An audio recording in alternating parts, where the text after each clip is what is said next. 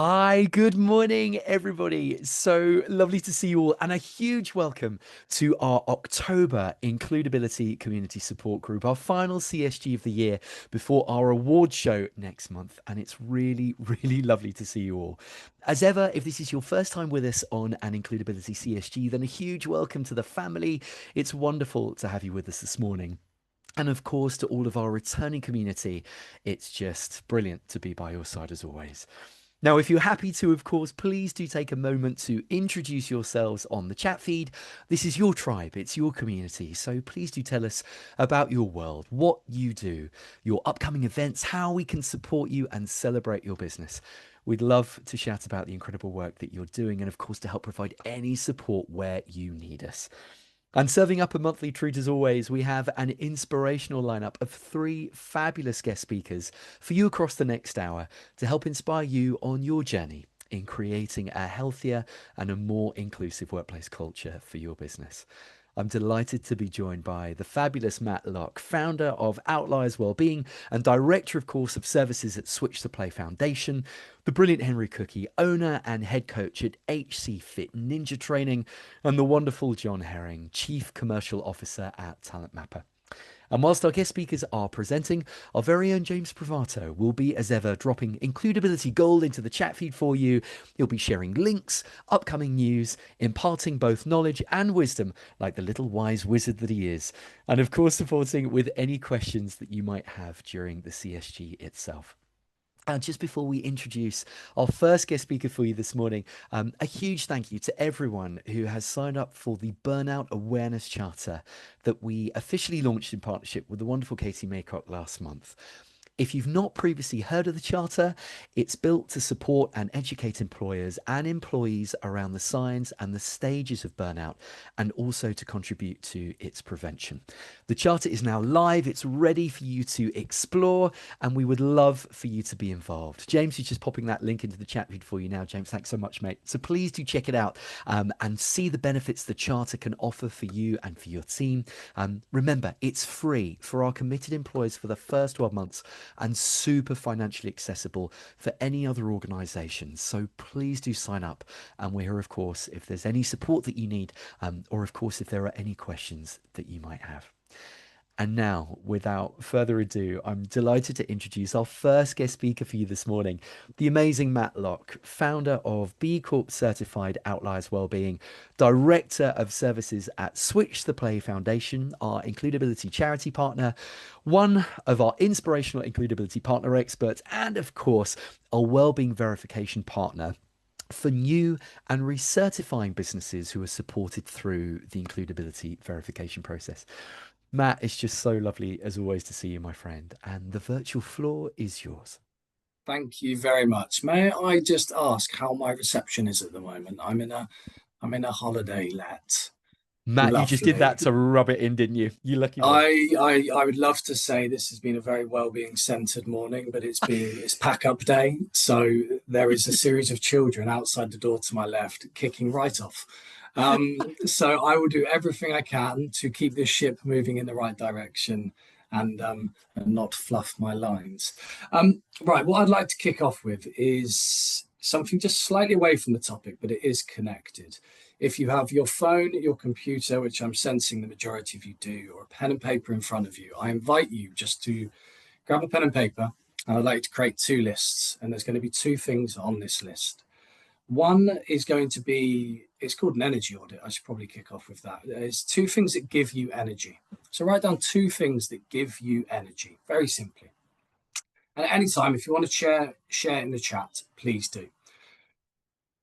And that could be connection with friends and family, like I'm doing at the moment. It could be brie and cheese and wine, which was my diet yesterday evening. It could be exercise. Henry, it's a nod to you, mate.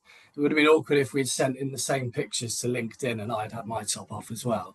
I wouldn't do that to you.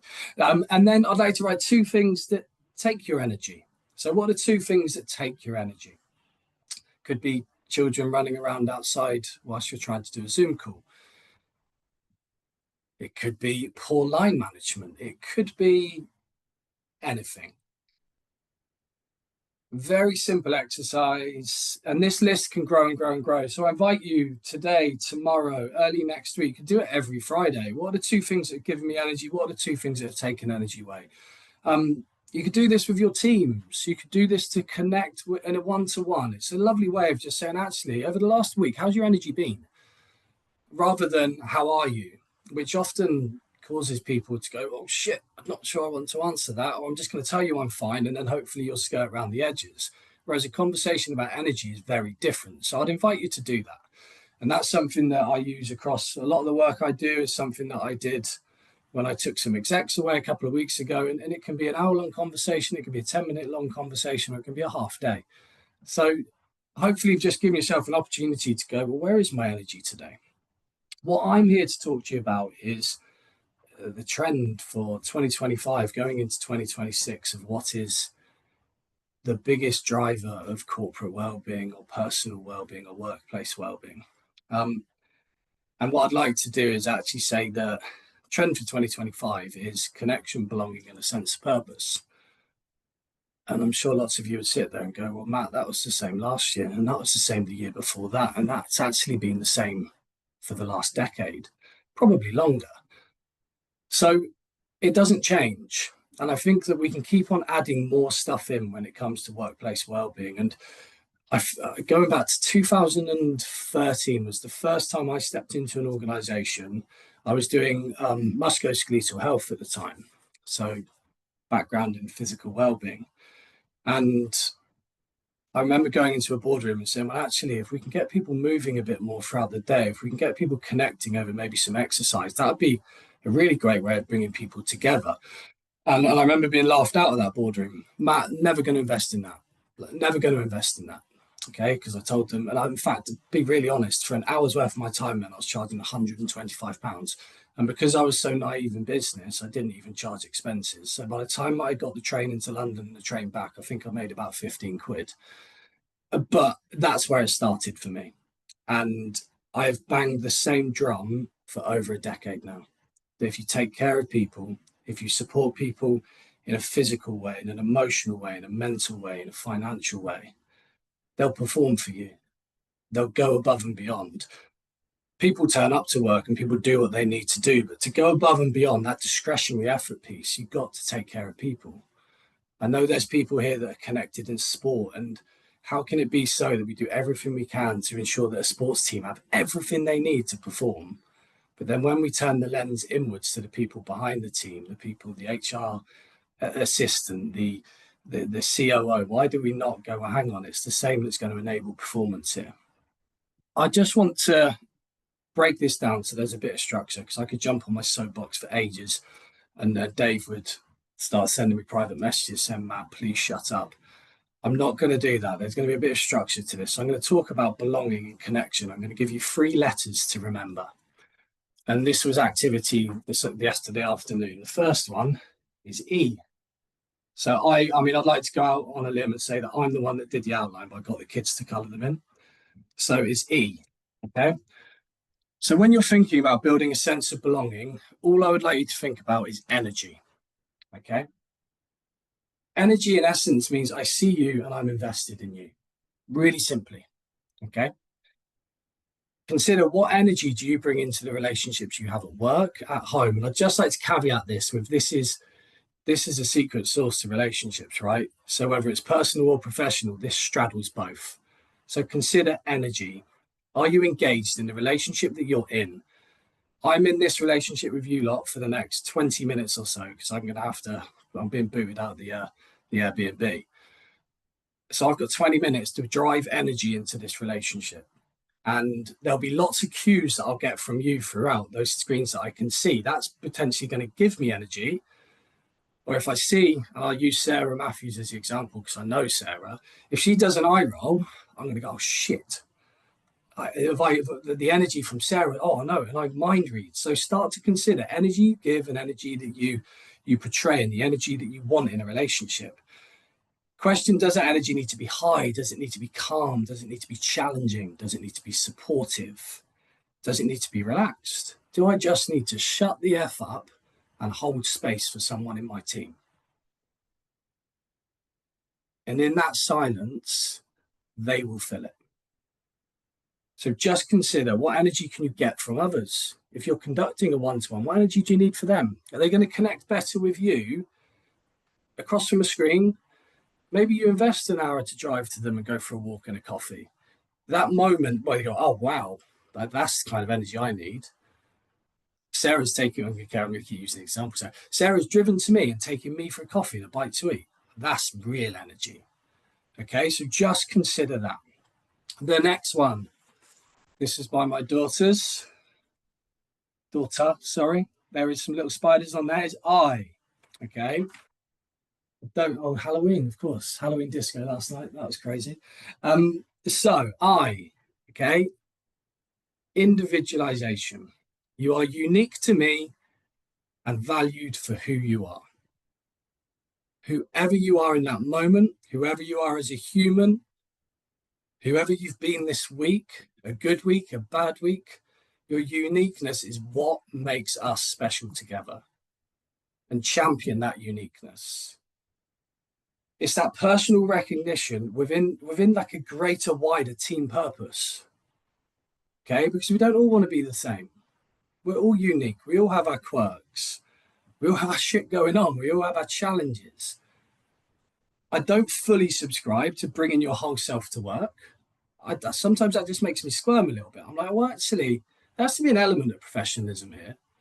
However, I value you for who you are, and I'm here to support you. And if you need me to support you away from work, I will do that as well. So I'm speaking to the leaders in the group here. So what are their wants around you? And this is not just like leader to leader or leader to like line manager conversations. It's like every single relationship you enter into, whether it be nano, micro, or a huge relationship, like how do you get to know the individual? Ask questions and shut up. Like, be interested, not interesting. The amount of networking events that we go to, and I'm sure there's an array of us here. Sometimes I just quit on them. I'm like, I can't be talked at again. How about you ask me a question? Because I've asked you 15 questions about you, your family, your upbringing. Like, there's honestly the most charismatic person in the room often says the least. The irony that I'm talking for 12 minutes, right? So is it 12, Dave? Don't cut me off, please. So just consider, what questions can you ask people to wean out the relationship? Like, and it doesn't mean you have to play a game. It's like when you walk past someone in the corridor at work or whether you connect on a Zoom, just think about what questions can I ask from someone to build this individualization. My memory's like a sieve. I would scribble stuff down. Like if I meet someone for the first time and say, oh, you've got 2 kids and they're here and one does it, I'll just quickly scribble it down. I can go back to it. So if I meet them again in 6 months, I can go, oh, how's Josie? She's still playing cricket? So there is, it's married between the tactical and the transformational, but suddenly they go, oh, wow, he listened to me. I don't always get it right. You never do. But just think about how you can build that individualization. The last one is F, future orientation. In essence, the bullet point underneath this is we have a future together. My future with some of you is going to be over in minutes. With some of you, I might reconnect. With some of you, I have reconnected. Dave and I connected a few weeks into lockdown. We didn't know what our future was going to be like, but if you go back to relationships, and if we're being really honest, if we go back to who nails this, it's Dave. Right? That's why we're here. That's why we show up. Dave and I and James and Paul previously and Patrick, we've never had an agreement. Okay, there's no written agreement. I don't want one. There doesn't need to be one. We don't need some partner. You do this, I do that. No, show up, bring energy, get to know each other, and we'll have a lovely future together. Okay? Consider when it comes to the future pieces, it's that sense of belonging that we're in this together and the relationship will continue. Okay? And just switching into like a personal lens, like some of you probably have been in relationships in your personal life where you've gone, well, energy's dwindled a bit. I know them as an individual, but I don't think we've got a future together. And the same can be said for professional relationships. And that's okay. Sometimes people move on with your blessing. Sometimes you move on because you've stopped putting energy in. But however long that future is, 10 minutes, 10 hours, 10 years, keep going back to, am I bringing energy into this relationship? Am I continuing to not just get to know them as an individual, understand how they evolve, understand what they want, understand what their next challenge is, understand how you can help them. And this isn't just the world according to Matt. There's a brilliant book called The Culture Code by James Coyle, fantastic read that talks about this in detail and brings examples of Pixar and San Antonio Spurs. So like really cute examples. If I was going to give my 3 top tips to continue to drive belonging and connection in any organization, whether it be remote, whether it be face-to-face or the blended approach, I've tried to think, how can you create collision-rich cultures? And I really love that phrase, like collision-rich cultures, where you just have these moments where you go, oh, wow, we're connected, we're talking. And that can happen virtually. I've been working for a virtual organization for 3 years, and we're doing all right at this. We're doing all right at this. I know we might have Alex from Peak PEO on here. His team are scattered around the world, and he does it so well. Listen to people. Like especially remote, look and pick up signs and just recognize changes in behaviors and all the small stuff. And especially if you're a leader, I don't care about your day-to-day job. This is your job, right? Your job is to support people, is to connect with people. I like the AAA, which is awareness and action. So if you pick up on stuff, awareness, well, what's the action that comes off the back of that? I'm nearly done, guys. Talk about the future. Frequently revisit your purpose, your vision, your values. But no corporate bullshit wallpaper, okay? It doesn't. They have to exist. They have to be felt. They have to be breathed. And then drive authenticity. I am regularly saying, I don't know. I need help. I'm struggling. I'm stuck again. Please help me. And that's not just a game I play. It's genuine, okay? And then my team go, oh, wow, well, if Matt doesn't know what he's doing, well, then it's okay to not know what I'm doing, okay? None of us know what we're doing, right? So that's my stuff. That's when Dave asked me to talk about this. This is a consistent one. You can delve so much deeper into this stuff. And there's some brilliant stuff from Gartner's latest report, and I can share that, Dave, and that can be shared. If anyone wants a conversation about any of this stuff, please do just shout. But thank you for listening. That's me done, and I hope you have a beautiful day. Oh my word, Matt. Amazing as ever. Thank you so much. I can see so many like hearts that are just like floating up from the back. Absolutely incredible. You're the most amazing guy. Thank you so much. Amazing insights. And Matt was gorgeous and talked about that wonderful relationship that bubbled. It's Matt that shows up, as do all our verification partners. Matt's been an amazing mate and a great partner expert since the very beginning of Includability. Matt's right, those first few weeks of lockdown. He's an outstanding consultant across leadership and workplace cultural happiness, and just, as you can tell, the most brilliant human. So please, if you choose, of course, to become an Includability committed employee, then you also get the benefit of a fab 30 to 40-minute verification call with him to receive your Wellbeing star as part of that 6-star verification process.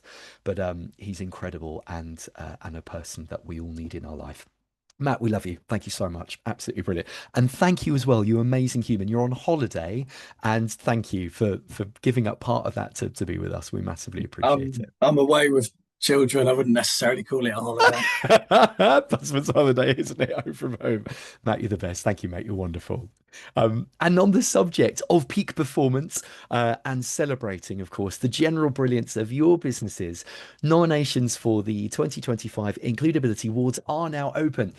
We have the link to the nomination form in the chat feed for you now. James, thank you so much. And of course, we'll be posting it out across all the socials over the coming days. This is your chance to showcase all the amazing people that exist within your organization and support the incredible work that you do. We have multiple categories for our Includability committed employers. You may enter as many categories as you wish. It is free to be eligible. You simply need to be on the pathway to achieving your committed employer verification. So you do have time to sign up and get those nominations in. However, launching, of course, for this year's awards, our non-committed employers can apply for the 2025 Spirit Award, and we would love the opportunity to celebrate you. So please don't be shy. Nomination deadline day for all the awards is next Friday. That's the 7th of November. So, and that, of course, then will tick in for Thursday, the 26th of November, which is the actual online ceremony itself. So check out the link and please do get those nominations in.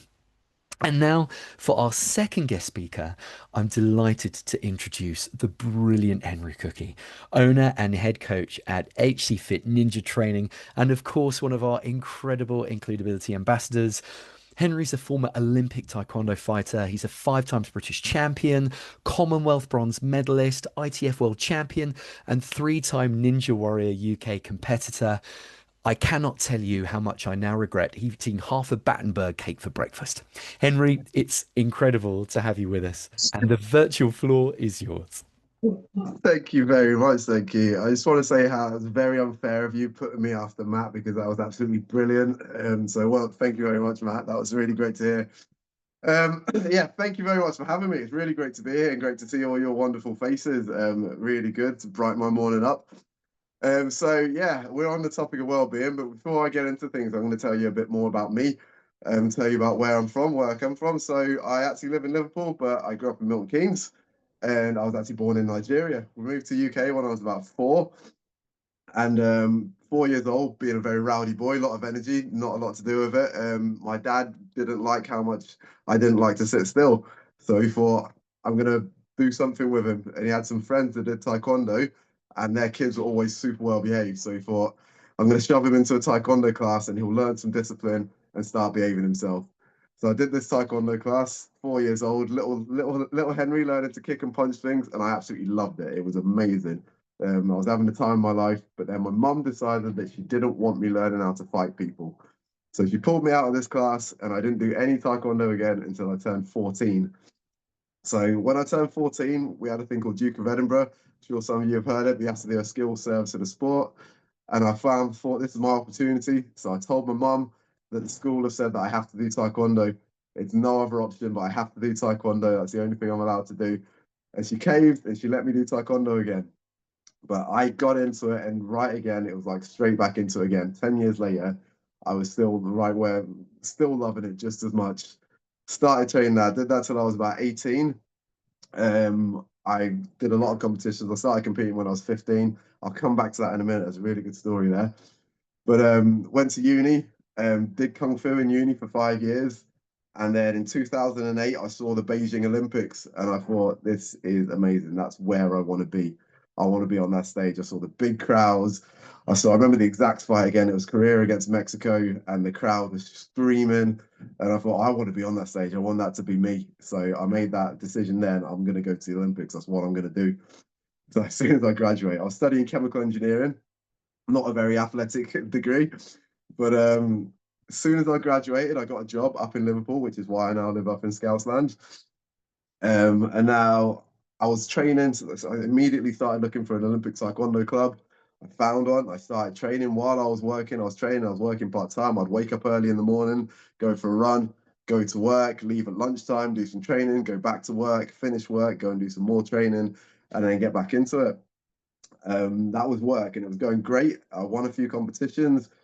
Went to a competition in Germany, my very first like big international competition, and I absolutely got my ass handed to me. I got kicked all around the ring, battered all over the place, and I realised that the international scene was another level. So I started training even more, and I started doing better in internationals. I wasn't getting destroyed, but I was doing better, and the GB coaches actually noticed that, and they realised that I've actually got a lot of talent considering I'm competing.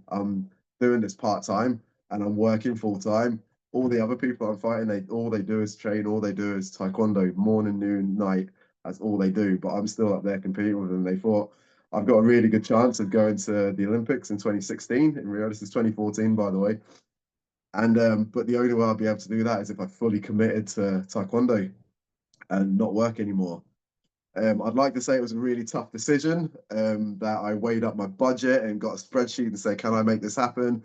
But I flipped a coin, heads, do Taekwondo, tails, carry on working. The coin said tails, and I said, I don't want to listen to the coin. I want to do this. Once in a lifetime opportunity. I'm going to quit my job. So I packed in, gathered up all my savings, and I started training full time. To make a little bit of money while I was doing it, I started doing personal training. By chance, I ran into someone in the gym that does mentoring with young people. So I got talking to him, and he said he got me involved mentoring young people. Turns out I absolutely love that as well. Love training people, love helping people improve themselves, love seeing young people make great things out of themselves, see their potential. So carried on with the Taekwondo. 2014 was a really great year for me. I won my first international medals. I won 3 bronze medals that year. And then I went to the Commonwealth Games in Glasgow and I managed to win a bronze medal there as well. So yeah, that was the end of career. Well, got to 25. Thank you very much. Thanks. 2016, Olympic selection comes around and I was like, yes, I'm ranked. It was me and one other fella. I was ranked just slightly ahead of him at the time. He was a very good fighter, don't get me wrong. I was doing well internationally on the scene. I was known around the world. And then selection came round and I was waiting to get the email saying, oh, you've been selected for the Olympics, or we're going to have a fight off. This is the date, be at this venue at this time. And I didn't get anything. Olympics was in June that year, I believe. In May, well, April, I think it was, no correspondence. And I see on social media, they've announced the GB Olympic team for Taekwondo, and it was the other guy, not me. So no one told me. They just announced that I was not going. Well, they didn't announce that I was not going. They didn't tell me. So obviously, I was very, very distraught about that. I wasn't very happy at all. I ended up not even watching the Olympics that year, but it turns out that he went and he got beaten by a guy that I'd beaten that same year. But unfortunate for him, but I thought, wow, you messed up. It's your fault there. You could have sent me and got a medal. You never know. I could have won the whole thing. That's what I tell myself now anyway. If I went, I would have won the whole thing, but you never know. But yeah, so at that point, I decided it's time to retire. I was getting old. I was in my 30s. I was older than most of the other people I was fighting, but I had a good run. I've been around the world, seen a lot of things, and I found this new love for helping people with fitness, helping people with their mentality, helping young people see their potential. And I just thought the plan was always to go back to engineering after I finished. But this new love of like working with people just showed me that's not what I wanted to do. I want to go carry on doing this. So I decided I was going to keep on doing that work. So personal training, mentoring. Natural step as a personal trainer is to build a gym. Next, that's just what you do. You do personal training, you build a gym. And then I came to the realization I actually don't really like the gym. I don't like lifting weights. I did it because I had to. It was good for me. It's good for everyone, but I wasn't enjoying it. I went just because I had to. I wasn't enjoying it. And at that point, I was looking at other things to do because I wanted another little challenge. Taekwondo was done. Didn't want to go back into it. I wanted to do something else. And I absolutely loved Ninja Warrior. And I saw it on TV and I saw an advert at the end saying, do you think you've got what it takes? So I thought, I'm just going to apply. It'll be fun, be interesting. Just apply, see what happens. Wasn't expecting to get on, but I actually managed to get on the show. And then when I got on the show, I really, really loved it. I loved the whole experience. I had no idea what I was doing training for it because there was no Ninja Warrior parks back then. There wasn't even anything going on. So I started doing parkour. I started doing a bit of gymnastics. And the main thing, I started training in the gym. But I started training differently. I was trying to work on using my body weight more, being more agile and athletic. And I found I was actually really enjoying my gym sessions now. I was enjoying moving and being active. And I was like, this is really, really good fun. And then I had that sort of light bulb moment after I went on the show and I really loved it. I thought, hang on, if I'm enjoying training this much, imagine how much other people could enjoy training. If people enjoyed training, maybe they're going to do it. You won't sign up to the gym for 6 months and turn up once. They might actually keep on coming. So that's when I had the idea of building a Ninja Warrior gym.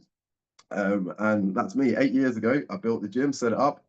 Been going for 8 years. I've been transforming lives, changing the way people look at exercise and activity. And it's going really well. And I think, if I say so myself, I think I've done a very good job building it from nothing. If you had asked me back in 2016 when I retired from Taekwondo, if you had told me that I'd be running a fitness business and working with people and being able to talk on webinars like this, I would have laughed in your face. But this is where we are now, and I've absolutely loved it. So that's my journey in a slightly shorter version. There's a longer version, there's lots of ups and downs, but this is what you're going to get today. But I'm actually going to rewind, talking about the mental side of things and well-being. I'm going to rewind to a story back in, when would it be? I would be 15 years old. So that'll be showing my age here. That'll be 2000. Yes, the year 2000. So I was 15 years old. I've been doing Taekwondo for about a year. And my instructor told me that he wants to put me in a competition. Very first competition. Sends me along to this competition. Didn't say much all about it. He just told my mum where she had to take me. So she drives me down to Kettering. I lived in Milton Keynes, so it was about an hour and a bit away. We get to this, what I thought was a sports hall, and it turned out to be like a lot bigger than a sports hall. It was almost like an arena. So I'm already thinking, well, okay, it's bigger stage than I thought. Go into this arena, go to the desk to register. I was 15 years old, been doing Taekwondo for a year, so I was a green belt. So the belts go white, yellow, green, blue, red, then black. So green belt would be the third belt. I was a green belt. So I went to the registration desk for the kids, and only 15 years old. Went to register, and they said, "Oh, sorry, Henry Cookey, is that right?" Yeah, looked at the list. Yeah, unfortunately, we've got no kids in your weight category, so we're gonna have to put you up with the men. So I was like, "Oh, okay, poop." Go on to the men's, go over to the men's table, go to register. Hi, I'm Henry Cookey. I've been told to come over here. Like, oh, great, yeah, Henry Cookey, heavyweight, excellent. All right. So Henry, unfortunately, there's no heavyweight men in your weight. There's no men in your weight category, in your belt category, or the green belts. So we're gonna have to put you up to the red belts, which is one before black belt. So immediately I thought, no, I'm gonna die. So I thought I'm gonna get killed. So I remember really, really well, really clearly, just sitting there on the side of the ring. Everyone's fighting. I wasn't even watching the other fights. I wasn't warming up. I was just sitting down, looking a bit miserable. One of my coaches, Mr. Tony Partika, I will never forget that man. He had a big beard. He looked like Santa Claus. He came over to me and he looked at me. He's like, "Henry, why are you looking so miserable?" And I was like, "Oh, I told him what happened. I was like, I'm gonna have to fight the men, and I'm gonna get killed."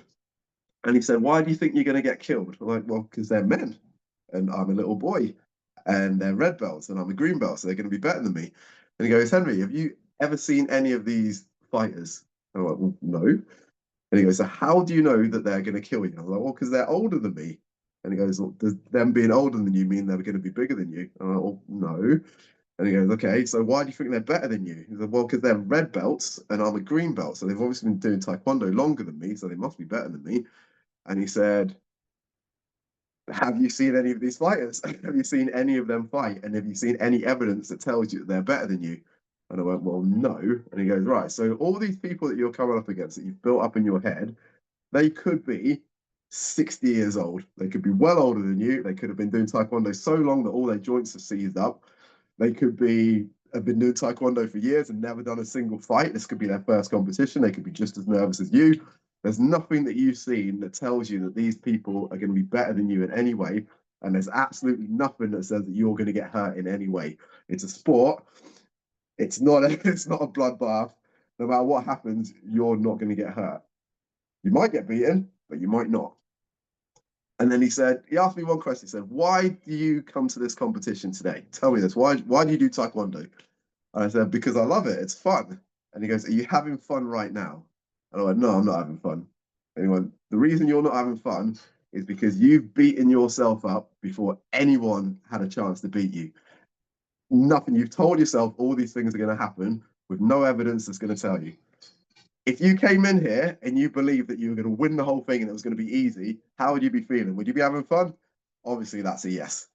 And he said, "So you came here to have fun. If you go out there and you enjoy yourself, you don't beat yourself up, no matter what happens, even if you lose, you're not going to get hurt. Even if you lose, you've succeeded in what you came here to do because you came here to have fun. So remember why you came here. Remember why you started Taekwondo and just go out there and enjoy yourself, right? Enjoy yourself. No matter what happens, just relax and enjoy yourself." So I want you to do three things. When you get into the ring, I want you to breathe, relax, and have fun. No matter what happens in the fight, you've won today. Just go out and do that. So I went out to the first fight. I saw the other guy from across the ring, and in my head, he was 8 foot tall. He had spikes on his hands, and he was going to kill me. And I just thought, all right, remember what Tony said? Just breathe, took a deep breath, relax. I shook my arms off. I did a little Muhammad Ali dance, danced around. I was like, all right, let's just have fun. Whatever happens, just enjoy yourself, relax, and have a fight.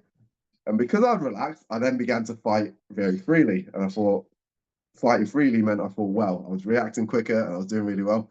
I ended up winning that fight. Get to the second fight, same thing. Relaxed, enjoyed myself. 6 fights later, I find out I'm in the finals. against a guy that's absolutely decimated another guy before him. I saw him, I absolutely saw him just wipe the floor with someone else.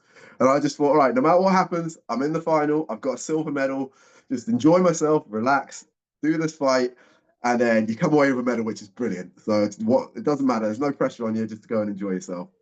So I went out and I enjoyed the fight and I ended up beating him. It was a really close fight. And I just remember how much fun I was having all the way through. Even when he was ahead of me, I was still enjoying myself and just remembering that I was here to enjoy myself. I managed to come back and I won the fight. So 16 years old, green belt, I managed to win the red belt British Championships. Turns out that competition wasn't just any competition, it was the British Championships. And I won it just because I didn't beat myself. I did beat myself up a little bit, but I managed to snap out of it thanks to some very wise words. But because I relaxed and I enjoyed myself and I remembered why I started, it ended up turning out to be such a really great performance. And I won that fight. Fast forward a good number of years later to 3 years ago to 2023, I'd already retired from Taekwondo and I just decided to take more. I decided to give it another go again, try and Taekwondo again, just for fun, just for a bit of fitness. I got back into it, and my coach told me that he wanted to put me into the World Championships because I'd never done the Worlds before. So bearing in mind, I'd retired from Taekwondo like 8 years ago. Decided to do the World Championships, and again, I went in. I didn't put any pressure on myself. I just thought I'm just here to experience the World Championships, enjoy it. Whatever happens, even if I get beaten first fight, it doesn't matter. I'm just here to have fun. Again, 6 fights later, with all that mentality, I managed to win the World Championships. No one expected that at all. I didn't expect it, but thank you very much again. But just because I didn't put pressure on myself, I relaxed and I enjoyed myself. The best of me came out. I wasn't held back, and I managed to win like the biggest competition I've ever been in. So, lessons that I want you to take from that. Number one, don't put unnecessary barriers in front of yourself. Don't make assumptions that hold you back. They're just going to ruin your experience and ruin your performance. And no one wants that. The next one is remember why you started. Okay. No matter what, you might not be in your job because you love it, but you might be doing it because you want to support your family. You want to move on to other things. There's always a reason behind why you started. If you're thinking about it and you can't find the reason, then you need to be thinking about other things that you can be doing because you're not in the right place. There's no reason that in this world that you are, there's so many opportunities out there. You shouldn't be doing something that you can't find a reason why you're doing it. So those are the lessons that I wanted you to take. And you can apply those to absolutely anything. And it is absolutely golden. It just makes, just having a second to think about those makes every experience and every responsibility you have, every job that you have to do, it just makes it so much more pleasurable and you perform so much better at it if you just keep those things in your mind, remembering that. So no barriers in front of yourself and remembering why you did it. So that's on the mental side of things. I can't, in good faith, leave you without giving you some talk about the physical side of things, being a fitness trainer myself and a lover of fitness. So a little tip for you, a couple of tips for you about staying active. It is really important staying active. A lot of people think that if you want to exercise, you need to exercise, you need to dedicate 2 hours of your life, you need to go to the gym, you need to have a structured program, you need to be anal on your diet, everything needs to be perfect. And if you can't do that, then there's no point. That's so not true. It really isn't true. Being active is as simple as doing something, anything. And that something can be as small as standing up from your desk, walking to the other side of the room and walking back. That 20 seconds of activity can completely change your day, can change your mood, can change your mindset, and it can make you so much better at any task that you're given. Just having that little clarity, a bit of movement, a bit of activity. I like to say every day you should do something that gets you feeling a little bit out of breath. Obviously, that's not practical to do every day, but you should try and do something that gets you feeling out of breath, no matter what that is, whether it's walking at a brisk pace or you can do a little exercise. It doesn't need to be an hour-long slog. It doesn't need to be like a full-on session, structured session. Even if you just got up from your chair, dropped down and did 5 press-ups, 5 sit-ups, stood back up, that's a workout. And that's going to do wonders for you. It already starts off the chemical reactions in your head, start releasing happy hormones, increase your metabolism so you feel less sluggish later on in the day. You process your food a lot better, you feel better, and then it's much easier to keep it going. And you can increase that 5 minutes to 10 minutes, to 15 minutes, to 20 minutes. You can do more and more and more. You can do it every day. You can do it every couple of days. You can do it once a week. You can do it every day. As long as you're doing something that's active, it's going to improve your mental state, it's going to improve your physical state, and it's just going to improve everything about you, how you feel about yourself, how you perform, how you're able to apply yourself. Even better if you can find something that you enjoy, find an activity that you enjoy. Like I recently discovered, obviously the gym, I love Ninja Warrior, but I've recently discovered that I want to learn how to juggle. So just standing up now, getting a couple of balls and throwing them around, because I'm crap at it, I'm knackered. And I'm like, this is really, really good. And it's a really good challenge. It's not just a physical challenge, but it's a mental thing as well. Being able to focus my energy on something else means that when I go back to my normal job, my mind is so much clearer and I feel like I can perform a lot better. I can process things a lot better and I'm just much better at what I'm doing. So finding those little things to do something physical, it just works absolute wonders. So that's all I have to say. I do online coaching, so I'm sure most of you aren't in Liverpool, but if anyone is interested in some online mentoring, some fitness programs as well, I do those as well. If you do happen to be in Liverpool, I do team building activities, or if you wanted to bring a team up here, I do team building sessions in the gym, which are absolutely brilliant. We get the guys on the obstacle courses. I even do like, have you ever seen like breakout rooms? I do a breakout room, a ninja themed breakout room in the gym, which is loads of fun. We've done it a couple of times with a few businesses. Loads of fun, getting everyone together, getting everyone laughing and doing something physical together. It's really, really great. So give me a shout. I'm always happy to talk. Even if you just want a little bit of free advice on how to get active, let me know. I'm happy to talk. Or if you just want to chat and just get to know me a little bit, I'm more than happy to do that. So thank Oh, you very much, everyone. Thank you for listening. And cheers.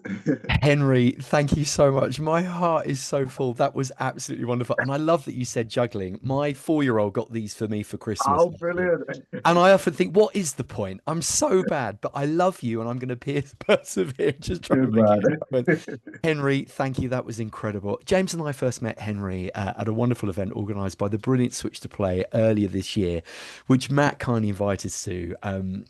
Henry's a brilliant trainer and he helps people achieve incredible results. But he's also, as you can all rightly tell, he's just one of the loveliest humans. So please do connect with him. So worth booking that virtual cuppa if your team might be looking at either tailored sessions or plans for individuals or groups, both in person or online. Henry, you are absolutely wonderful. And thank you so much again for all of your time. You're extraordinary. Um, Thank you very much. and we would now love you, if you can, as a group, to vote for your charitable project that we can support you on your behalf this morning through our partnership with the wonderful B1G1. They're a brilliant global giving platform. They support hundreds of charitable projects, both in the UK and internationally. So, all positively impacting the UN Sustainable Development Goals.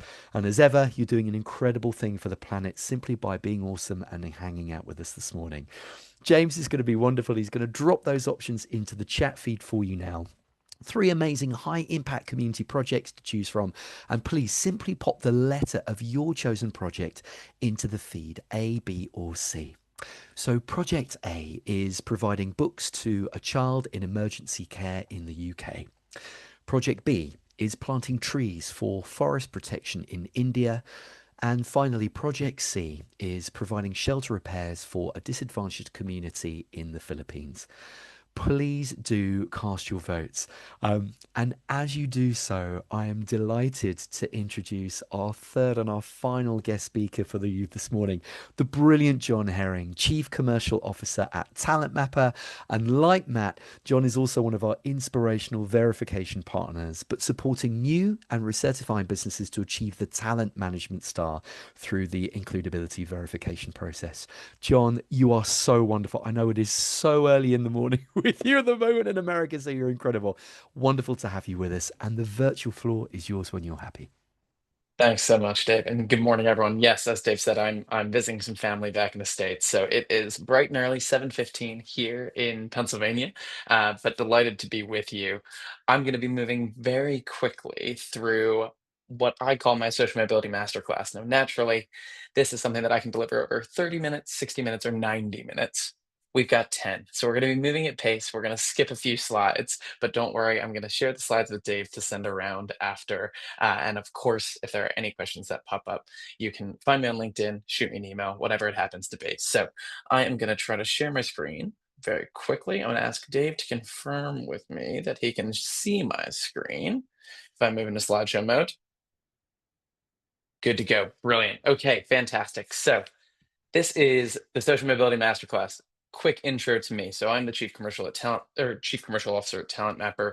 I lead our sales, marketing, and customer success strategy. But what we do is we help businesses to create talent strategy through inclusion by leveraging AI and skills. So we want to remove barriers from potential, from progression, by leveling the playing field, using technology to ensure that anybody can put their hands up, anybody can find opportunities to move themselves forward. I landed in this role because in my previous role, I created the UK's National Scholarships Week. I worked with big businesses to create scholarship programs to fund students from lower socioeconomic backgrounds. And in the 3 years that I was there, we launched over £2.2 million in funding for students. Before that, I was in an ed tech role. And before that, I was a management consultant doing strategic HR. So I've seen lots of different talent landscapes, lots of different organizations. And that's why I love being in jobs where I can work with businesses to remove barriers to achieving potential. And that is what we do here at TalentMapper. So we're going to dig right into social mobility. Now, I don't expect anyone to be an expert on social mobility in this room. So we're going to start small and we're going to build our way through it. I always like to start with the definition. This is a very long definition. I think it might be a little bit too long, but that's often how definitions work. So really, I want you to focus on the two words that I've highlighted here. When we talk about social mobility, we're looking at the change in socioeconomic situation. So we can look at this intergenerationally. So how does an individual compare to their parents, compare to their grandparents? Or we can look at that intra-generational social mobility. So how have things changed since I was born to where I am now? In the UK, we have the Social Mobility Commission, which asks 4 critical questions. You can find those at the link when I send the slides around if you don't already know them. More and more, we're seeing that organizations are adding social mobility questions to their demographic information. So we know that we're collecting gender, we know that we're collecting race and ethnicity. We think that class or socioeconomic status are going to be that kind of next set of legislation that the government's going to push down. So those questions are going to become increasingly important. However, with that long definition, it's a little bit confusing. I like to break it down to 2 words. First, access.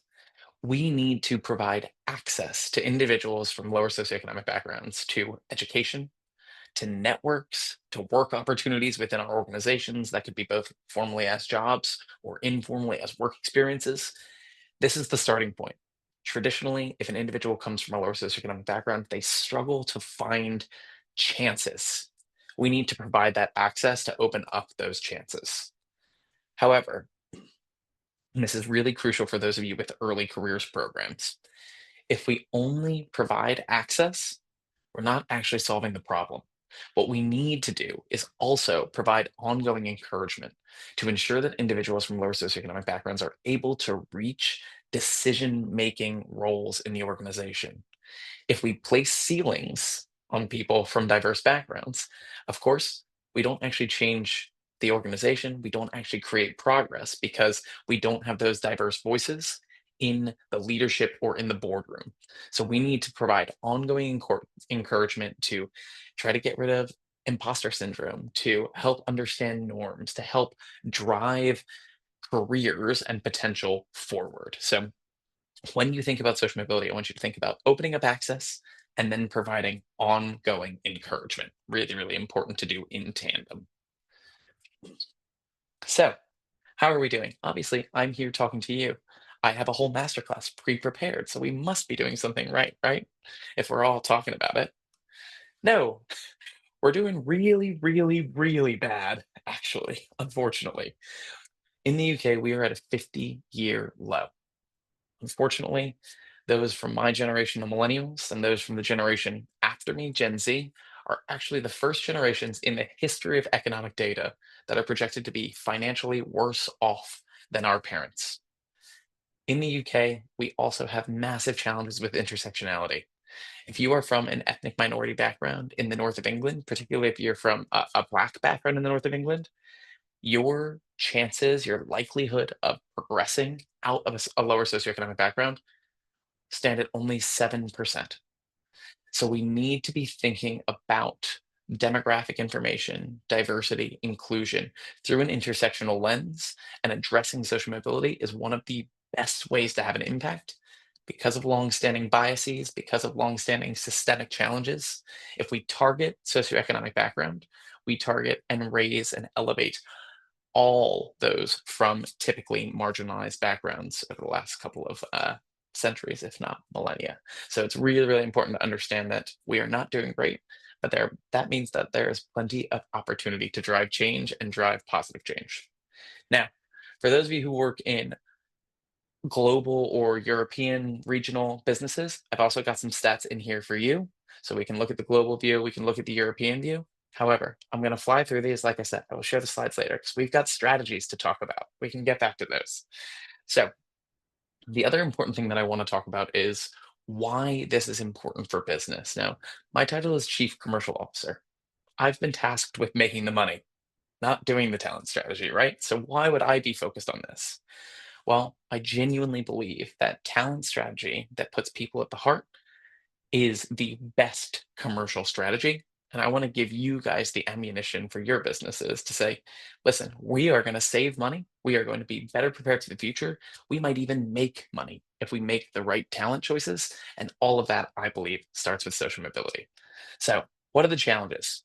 Well, first things first, 63% of global businesses believe that the primary challenge to their growth is that there isn't enough talent in the labor market. We are spending, just in the UK alone, every year, £6.1 billion to upskill those that were hired at a lower level, to hire temporary staff who come at more expensive fees, to hire people at increased salaries because we can't find enough talent in the market so people can demand bigger salaries. We need to fill the market with talent. We have talent everywhere in the UK, but if we don't provide the access, we are not able to take advantage of it as employers. So this is a crucial, crucial point for the importance of social mobility. We've got massive industry-wide skills shortages, data centers. We're all talking about AI, right? It's the future. This is from a CEO at a data center company talking about how they need to invest in European and UK public policy and schools curriculum because if they can't get to children at school age, we'll be fighting this battle, this war of attrition forever. We need to be addressing this from the start. And of course, people data is the foundation. So few businesses actually have enough information to deeply understand the challenges that they're trying to address. Everything starts with data. Everything starts with understanding your current state so that you can begin to create positive change. And this is the one strategy I genuinely believe that combines retention of talent, reduction of operating costs, and revenue generation. How? Well, the first thing I think about is that 52% of individuals from lower socioeconomic backgrounds would consider leaving their jobs today for a company that has greater socioeconomic inclusivity. That's over half of the workforce. That is a monstrous number. So we need to be driving social mobility forward. What happens when you lose someone in your business? On average, it can cost up to 200% of that individual's annual salary in total cost incurred by the business. If you can create a better culture, if you can create more opportunity, you keep your people, you keep your best people, and you reduce that cost. If you work in the UK and you are bidding in for public contracts or you're going through RFPs or tenders, well, the Social Value Act means there's a 10% minimum weighting applied to social value for all public procurement. If you're targeting investing in young people, investing in individuals from lower socioeconomic backgrounds as your social value strategy, it means that you are investing in yourself while you try to generate new contracts and build a revenue pipeline. And of course, this is from the Co-op and Demos study that was launched last year. We are losing £19 billion in GDP opportunity every year that we could create in the UK if businesses better invested in promoting social mobility. So there is a massive economic opportunity to try to claw us out of that black hole if we were just investing in our people more readily. And of course, there is a massive output.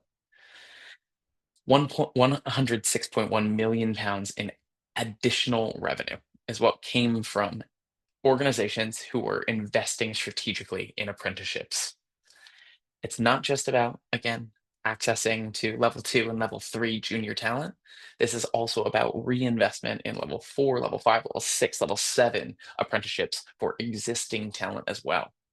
And these are some of the big names that were making those gains. Obviously, we've seen how these businesses have thrived. So, how can you leverage social mobility to create additional revenue for your business, continue to thrive in this very challenging economic time? Well, let's talk about how you can do it. I want to leave you with some practical advice about what it means to build a social mobility strategy. There's going to be a lot of information on screen. Don't stress. Again, you can email me, you can add me on LinkedIn, and I'm happy to talk you through it. As I mentioned, I was a former management consultant, which means I love a model. So I've built you a model. We start with organizational commitment. Change happens from the top down. Unfortunately, to tackle a problem this big, we need executive buy-in. So you need to get that executive level buy-in to make this change. Financial commitment.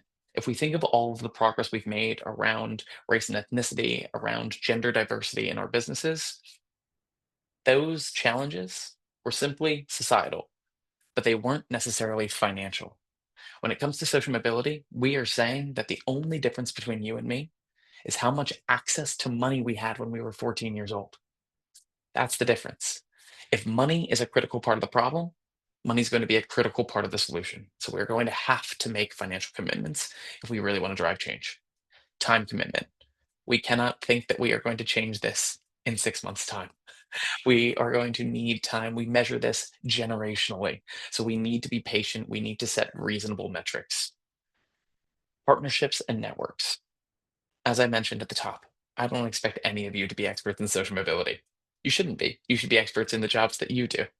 Luckily, there are businesses, there are charities, there are third sector organizations who are experts in social mobility, who have access to young people and networks who are system impacted, who can help you do this way more cost effectively and way more time efficiently. So build out your partnerships and your networks.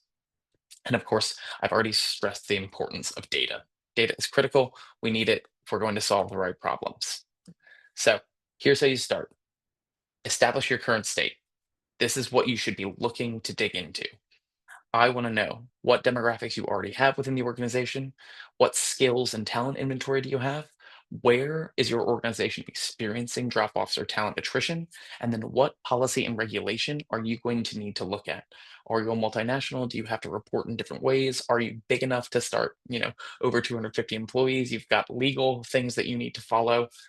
This is the current state. Answer these questions and you'll understand where you should start and what you should focus on.